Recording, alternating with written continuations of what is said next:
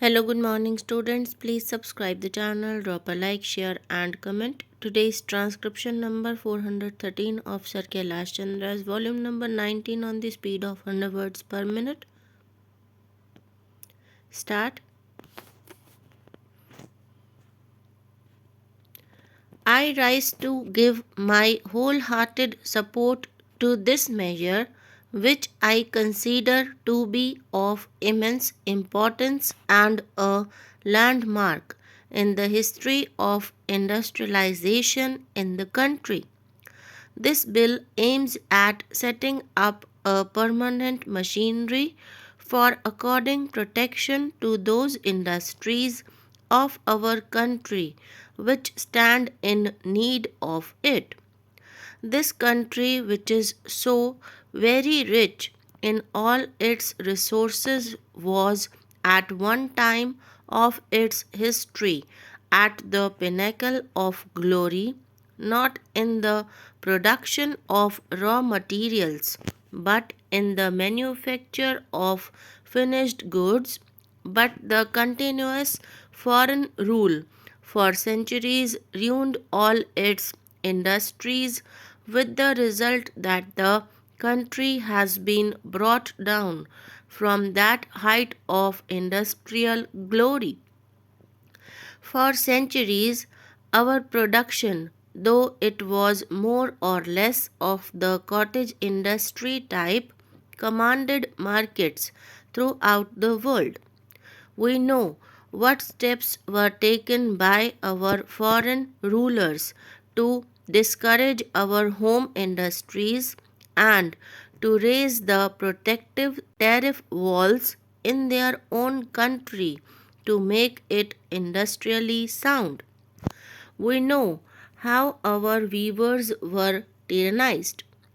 It is a matter of history and needs no repetition here. Therefore, this country, which has been under the heel of the foreigners for centuries, has now to begin its life afresh and to rejuvenate and renovate its ruined industries. I therefore regard this measure, which is the first constructive attempt on the part of the government to bring industry on a sound footing, as a great landmark in the history of industrialization. For years, this country and the government, which was at the helm of its affairs, believed in unrestricted foreign trade. It was only during World War I that the then government thought for the first time that some steps must be taken in this country towards industrialization. An industrial commission was appointed in 1916.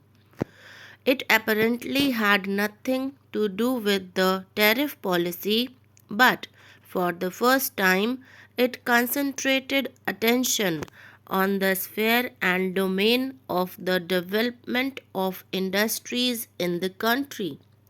Times were changing. There was a feeling of political consciousness amongst the masses. With the August Declaration of 1917, there was a cry for the grant of fiscal autonomy, and for the first time we saw fiscal autonomy in the convention. In 1923, the first fiscal commission was appointed, and subsequently the government appointed ad hoc tariff boards. We must keep in mind that it was still the foreign government that was at the helm of affairs, and the terms of reference of these ad hoc tariff boards were very limited in their character.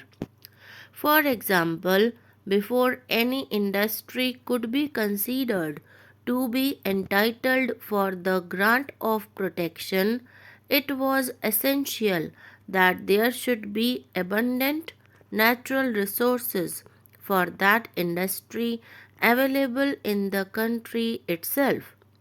There should be a local market for its produce. There should be real potentialities for its development and its development at a rapid pace. Even then, the protection was afforded only for limited periods, and that too only in cases where a certain industry could stand foreign competition. These were the limitations, but even in this limited sphere, we have several illustrations which show that the government of that day never accepted the recommendations of these tariff boards when they clashed with the interests of foreign capitalists, particularly British capitalists in this country. In 1928, the government refused to grant any protection to the locomotive manufacturing industry on the lame excuse that there was no market for it in India. We know how crores and crores of rupees had to be spent for buying locomotives outside the country, and even today we are importing these locomotives from abroad. Thus, we see that when these tariff boards were appointed for the first time, they functioned in a very halting and indecisive manner, and they were intended only for the protection of the interests of foreign capitalists and not for the development of indigenous industries. Then came the war. From 1939 up to 1945, the policy of the government was to maintain the protection already afforded by giving fresh lease of life to the Protective Duties Acts.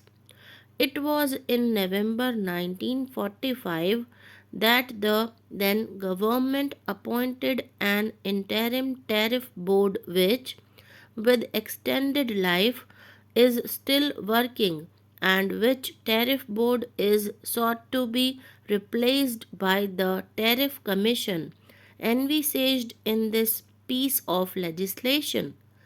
This bill incorporates very important provisions which fall into three categories.